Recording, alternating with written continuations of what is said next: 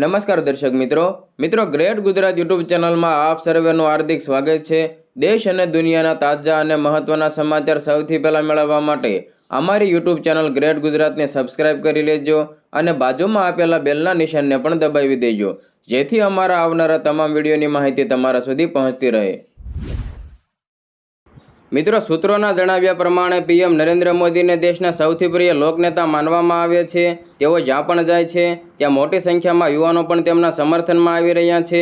ત્યારે કર્ણાટકમાં મંત્રી શિવરાજ તાંગાડીએ પીએમ મોદીને લઈને કંઈક એવું નિવેદન આપ્યું છે જેને મર્યાદાના છેડેચોક ધજાગરા ઉડાવ્યા છે।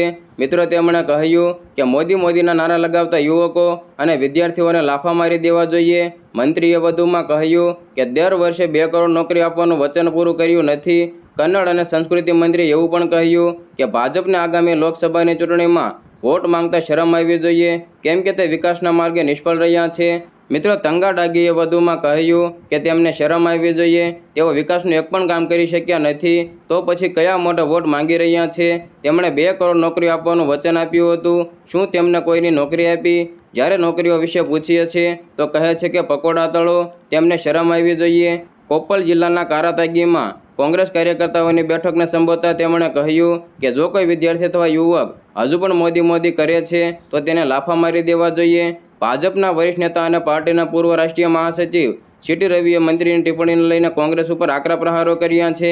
મિત્રો, તેમણે એક્સ ઉપર પોસ્ટ કરી છે અને આગામી લોકસભાની ચૂંટણી કોંગ્રેસ ખૂબ જ ખરાબ હારને પારખી ગઈ છે, તે નીચલા સ્તરે આવી ગઈ છે અને પ્રધાનમંત્રી મોદીને તાનાશાહ પણ કહી રહી છે।